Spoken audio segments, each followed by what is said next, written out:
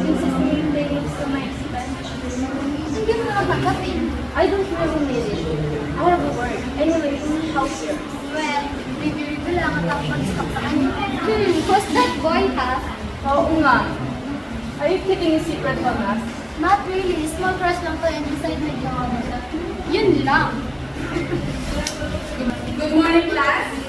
Good morning, ma'am.